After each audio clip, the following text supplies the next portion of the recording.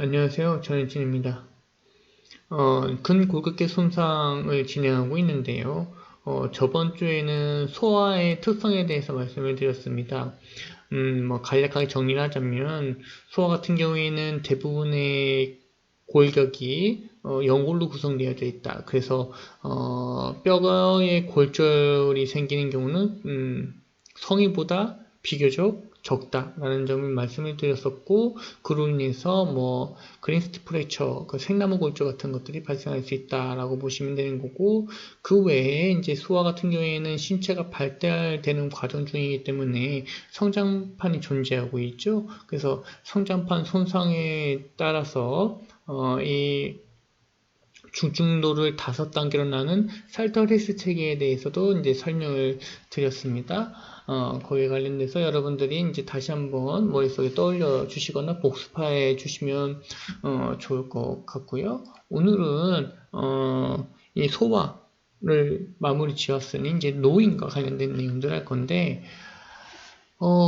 아시다시피 노인 같은 경우에는 모든 신체 능력이 다 떨어진 상태입니다. 거기에 추가적으로 이제 이 골격계에서는 흔히들 골다공증이라고 얘기하는 뼈 엉성증이라고 신용어로 바뀌었는데, 말 그대로 뼈 안에 있는 조직들이 듬성듬성 누군가가 치즈 모양처럼 이렇게 구멍을 파는 것처럼 이 골 조직들이 사라진 소실된 상태를 이제 뼈엉성증이라고 보시면 될 것 같은데요.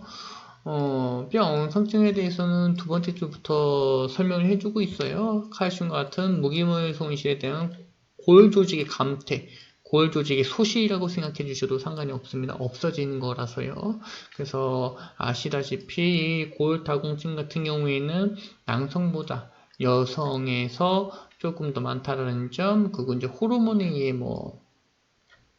칼슘 농도가 조정을 되거나 그렇기 때문에 이제 폐경기 이후, 여성의 경우에는 폐경기 이후에 이 골다공증이 심화되거나 발생하는 경우가 대부분이다, 이렇게 이해해 주시면 될 것 같고, 그로 인해서 이제 여러 가지 문제점들이 발생하게 된다라고 이해해 주시면 될 것 같습니다. 위쪽에서는 그냥 단순하게 노화로 인한 여러 가지 근골격계의 문제점들에 대해서 설명을 해주고 있거든요. 그래서 골격의 탄력이 줄어들고 이로 인해서 쉽게 부러지고 회복 속도가 느려지고 근육 강도도 낮아지고 운동 조화가 감소하게 된다 라고 설명을 해주고 있는데, 여기서 말하는 운동 조화는 근육이기도 하지만요 신경이기도 합니다. 운동을 조절하는 것은 신경이거든요. 그래서 이 신경과 근육의 부조화로 인해서 이 적절한 운동이 불가능하겠다. 노인분들 같은 경우에는 근육의 워낙에 강도가 낮아지다 보니까 걸음걸이 같은 경우도 젊은 성인보다는 약간 조금 달라질 수도 있겠죠. 이거는 이제 근육일 수도 있고 물론 뼈일 수도 있겠지만, 어쨌든 간에 이러한 문제점들이 노인들에서는 많이 발생한다라고 보시면 될 것 같고요. 그리고 여기서 조금 더 보셔야 될 거는 이전에 설명했던 내용들과 또 주목되긴 하는데요. 인체 체중을 체중 가장 심하게 압박받고 있는 부위 중 하나, 부위가 어디냐면 요추 부위랑 대퇴 부위, 여기가 허리뼈하고 그다음 높다리뼈 목 부분입니다. 그래서 여기 같은 경우에는 여기 써져 있는 것처럼 별다른 손상 없이도 스트레스에서 발생된다라고 설명을 해주고 있는데, 여기서 말하는 스트레스는요, 정신적 스트레스를 의미하는 게 아니라요, 압박 혹은 압력 혹은 손상을 가해질 수 있는 힘을 스트레스라고 보시면 될 것 같아요. 알겠죠? 별다른 손상이라고 이야기하고 있는데, 여기서 말하는 손상은 당연히 사고로 인해서 발생되는 손상을 의미하는 거고요. 그러니까 노인분들 같은 경우에는 자동차 사고나 혹은 낙상같이 5m에서 떨어지고 3m에서 떨어지는 이러한 그 낙상, 커다란 에너지가 발생하는 낙상, 사고와 관계없이 그냥 일상생활, 내가 걷는 행위 혹은 무언가 이렇게 들어올리는 행위, 조금 어느 정도 무게가 있는 물체를 들어오는 행위에 있어서 넉다리뼈나 요추 부위가 골절될 수 있다라는 이야기가 되는 거고요. 그 다음에 이제 병적 골절이 있는데요. 여기 병적 골절에는, 종양, 그 앞서 얘기했던 골다공증이 다시 한번 이야기를 해주고 있고요.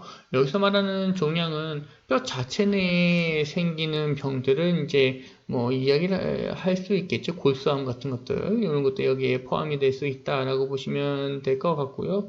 그 다음에 뼈 조직 자체를, 야원학하게 만드는 여러 가지 이제 그 문제점들이 있는데 그것 중에 하나가 뭐냐면 방사선 치료입니다.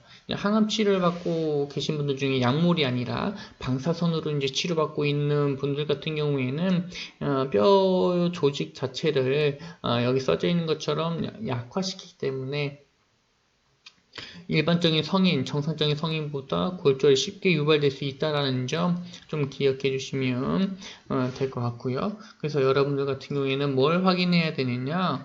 이 사람이 뼈가 부러질 심각한 사고가 아닌데 뼈가 부러졌다라고 했을 경우에는 히스토리 테이킹을 좀 해주셔야 됩니다. 그 병력 청취를 해주셔서 얘가 암에 대한 병력, 환자가 암을 앓고 있는지, 혹은 뭐 골다공증과 관련된 내용, 그 질환을 앓고 있지 않는지 이런 것들을 조금 확인을 해 주셔야 될 것 같고요. 이 병력 청취를 통해서요. 그 다음에 이제 여러분들 근국계 손상에서의 일반적인 고려사항을 볼 건데요. 요거는 해박적인 내용들과 조금 다시 주목되는 부분들이 있을 것 같아요.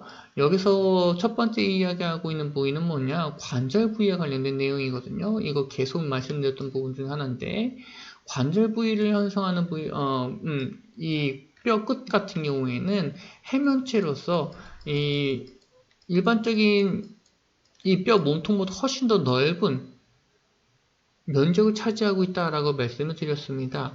그에 관련돼서 이 힘이나 압력이나 체중을 분산시키기 위해 여기서 받고 있던 체중을 사방팔방으로 분산시켜서 여기에 대한 압력을 감소시키고 스트레스를 감퇴시키기 위해 이렇게 넓어졌다라고 말씀을 드렸었죠.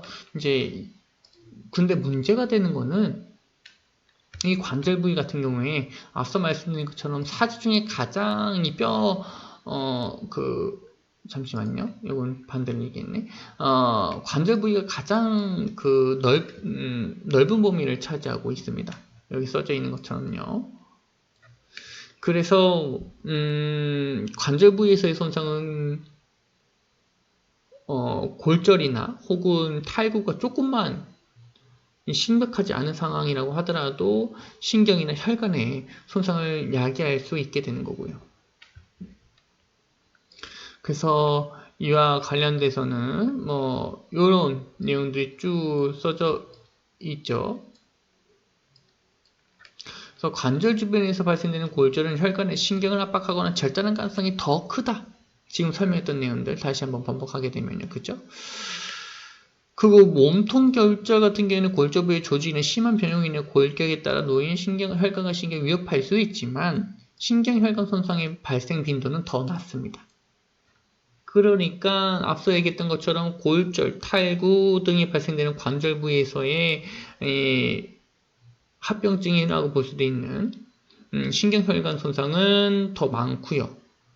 이 몸통 부위에서 발생되는 골절로 인해 신경혈관 손상은 몸통 부위의 골절로 인해서 발생되는 신경혈관 손상은 관절 부위에서 발생하는 것보다 빈도수가 훨씬 더 낮다. 이렇게 이해해 주시면 될 것 같습니다. 해박적 그 모습 때문에요. 이 구조 때문에. 그 다음에 이제 또 보실 만한 내용은요.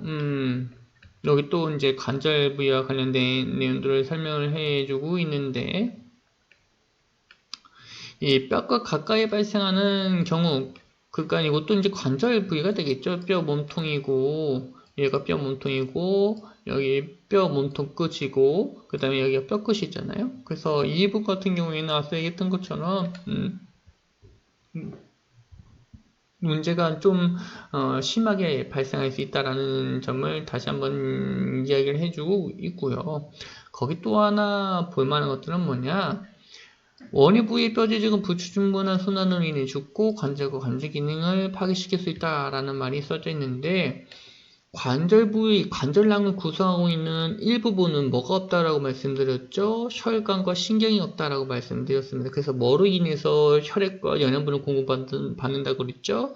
윤활액을 통해서 이 산소와 영양분을 공급받는데 심각한 손상이 발생하게 되면 당연히 관절낭이 파괴되어서 이 윤활액의 적절한 순환이 이루어지지 않을 거고 그로 인해 이 세포들, 이 관절을 구성하고 있는 여러 가지 세포들이 괴사하기, 내가 산소를 받지 못하고 영양분을 받지 못하니 괴사하기 시작하게 되는 겁니다. 세포가 죽기 시작하는 거죠. 이렇게 이해해 주시면 될 것 같고요. 그 다음에 이제 뭐 안정성과 관련된 내용들을 이야기해 주고 있는데 여기서 말하는 뭐 안정성이라는 거는 당연히 여러분들이 마음대로 사지를 움직일 수 없다라는 점, 그리고 이 변형이 되어져 있어서 움직였을 때 이 뼈의 지지 역할이나 혹은 인간의 사람의 형태 역할이라든지 이런 것들이 완벽하게 망가져서 내 뜻대로 움직이지 못한다라는 점. 그러니까 단순하게 그림을 그리게 되면 뼈가 부러지지 않는 상황에서는 요거를 접었을 때, 팔을 접었을 때, 팔꿈치를 접었을 때 내가 원하는데 이 아래쪽에 있는 팔들이 다 딸려서 접어지지만 이 부분이 부러진 경우, 이 부분이 싹도 떨어진 부분 내가 팔꿈치로 굽히려고 했을 때 이 부분 따라오지 않고 이리저리 사방팔방 흔들리겠죠. 그것들이 이제 불안정성이라고 보시면 될 것 같습니다. 그래서 사지 안정성이 물론 뭐 부러지게 되면 골절이 발생하게 되면 그 통증 때문에 움직이지 않으려고 하겠지만 이 안정성에 대해서 설명하려고 그냥 이제 예시로 간략하게 말씀을 드린 거고요. 그래서 골절이나 여러 가지 손상, 근골격계 손상이 일어나게 되면 어느 부위에서든 통증이 증가하게 되고 움직일 때, 그 다음에 추가적인 연부들의 손상과 신경혈관의 손상을 유발할 수 있게 되고요. 그리고 이제 간단하게 정말 조금 움직이는 것만으로도 내부 손상을 야기할 수가 있습니다. 뼈끝이 워낙에 날카롭게 부러지다 보니까요. 뼈가 이렇게 부러지게 되면 이 날카로운 뼈들이 이제 주위 좁은 뭐 근육이라든지 연부 조직들이라든지 신경과 혈관을 계속적으로 찢겨 버리게 만드는 거죠.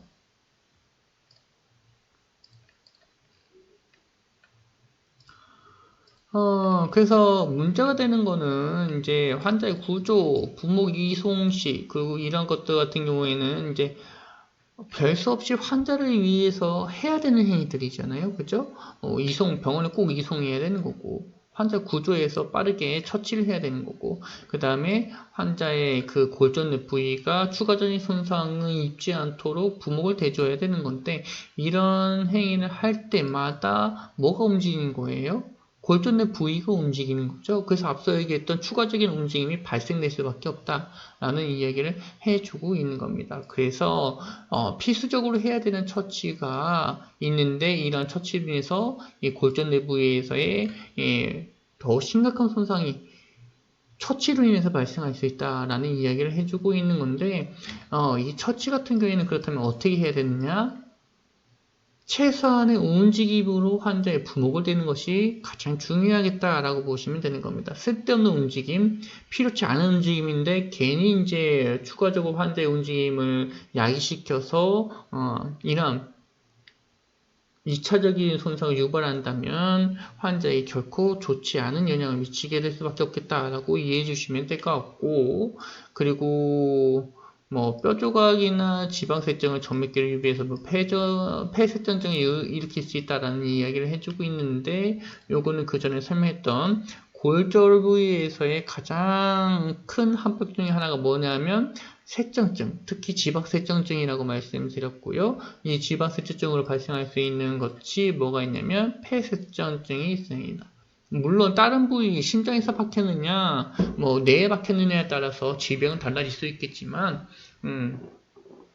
가장 직정이 작은 이 혈관은 폐에 분포하고 있기 때문에 대부분은 이 폐쇄증을 일으킬 가능성이 좀 높습니다. 그래서 이제 이 책에서는 폐쇄증이라는 말이 단어 하나만 이제 이야기를 해주고 있는 거고요.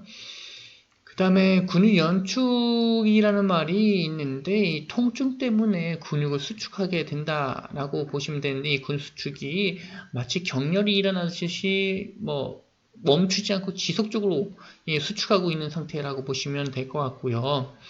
뭐 여러분들 배 같은 거 아프게 되면 이제 배에 힘주게 되잖아요. 혹은 뭐 여러분 주사 맞기 전에 아플 걸 알게 되니까 이제 힘을 주게 되잖아요. 그거랑 비슷하게 이 근골격계 부위에서의 그 통증이 발생하거나 골절로 인해서 심각한 통증이 발생한다면 근육이 이제 수축하게 된다라고 보시면 될 것 같습니다.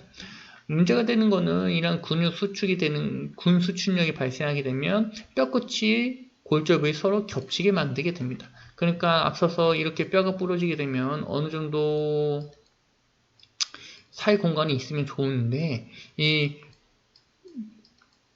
붙어져 있는 이 뼈와 뼈를 움직이게 만드는 근육이 수축하게 되는 거죠.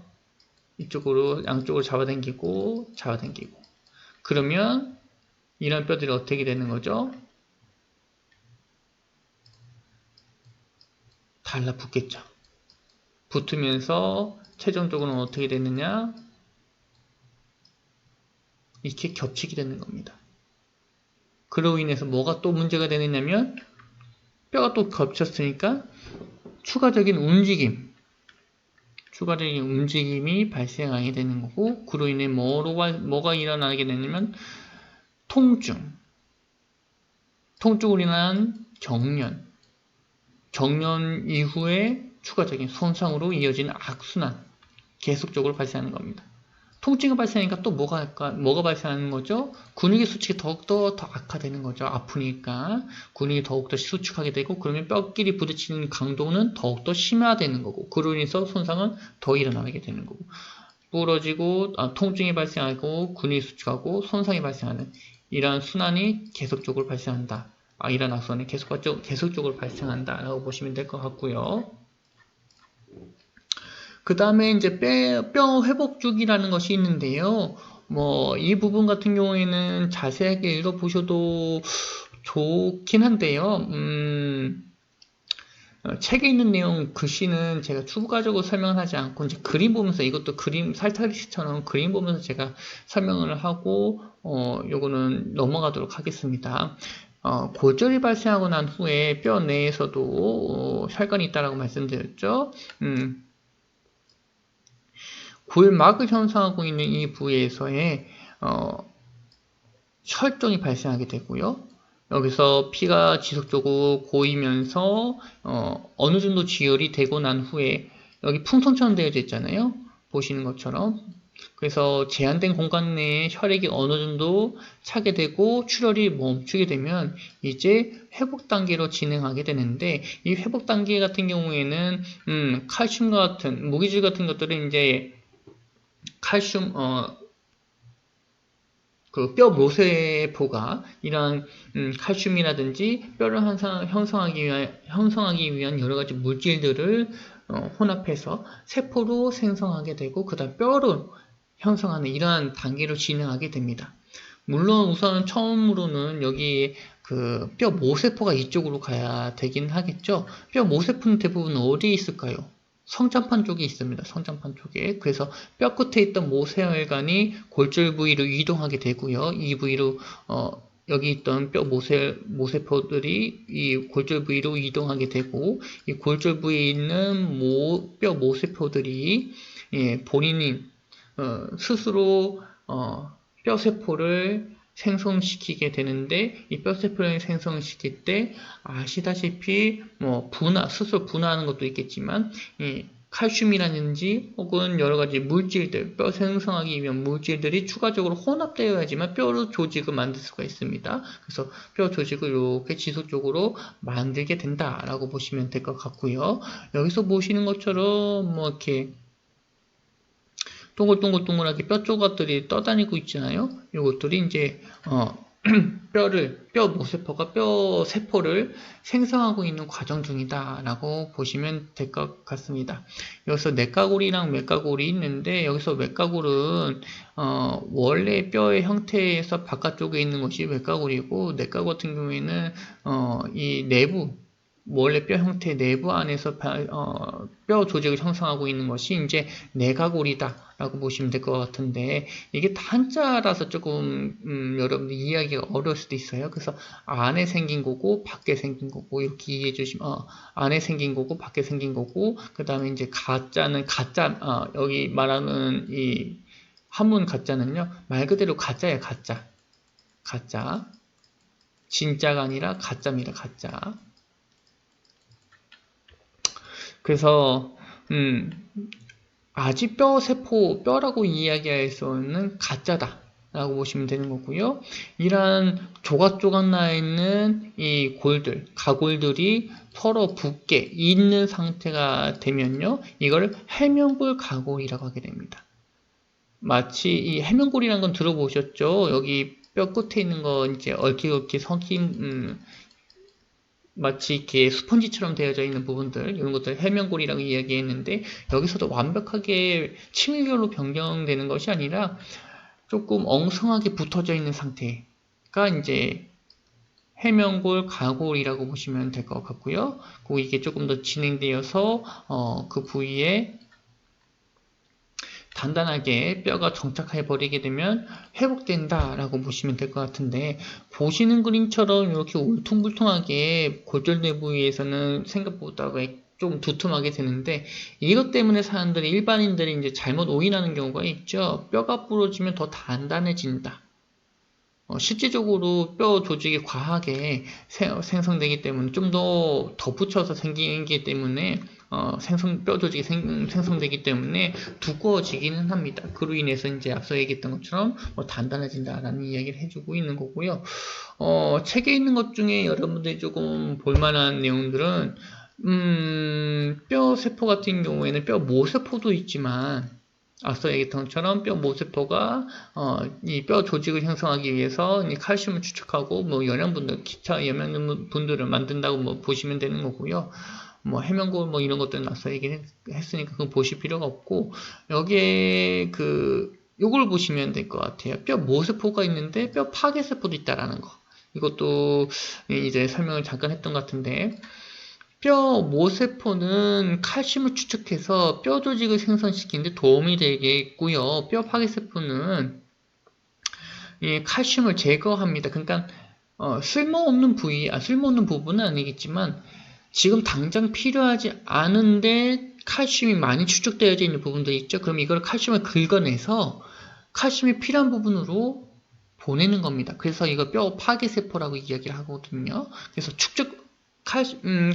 뼈 중에서 칼슘이 많이 추적되어져 있는 부분에 이 뼈 파괴세포가 가가지고 일부 뼈를 칼슘으로, 저장되어져 있는 칼슘을 캐내는 이런 역할을 해주고 있다라고 보시면 됩니다. 그래서 골절 부위 뼈가 부러지게 되면 뼈 모세포하고 뼈 파괴세포가 때에 따라서 동시에 작동하는 경우가 있겠죠. 뼈 모세포는 많은 양의 칼슘이 필요한데, 우리가 섭취하는 칼슘만으로는 충당이 안 될 수도 있으니까, 뼈 파괴세포가 많이 축적되어져 있고 지금 당장 필요하지 않은 뼈 같은 경우에 가가지고 칼슘을 캐낸다. 그리고 캐낸 칼슘이 뼈 모세포가 활동하고 있는 칼슘 많이 필요한 곳에다가 전달해주면 되겠죠. 혈액을 통해서요. 혈관을 통해서.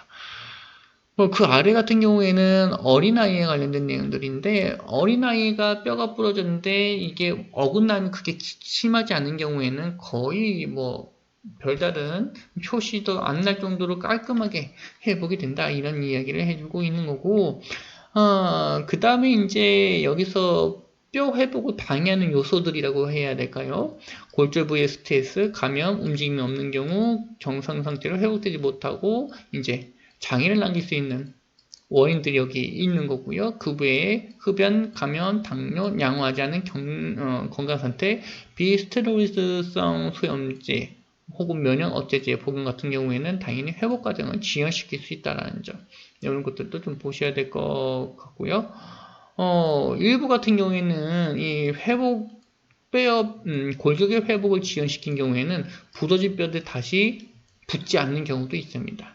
이런 것도 조금 고민해 주셔야 될 것 같고요. 근고급계 손상 평가 같은 경우에는 2교시 때 진행을 하도록 하겠습니다.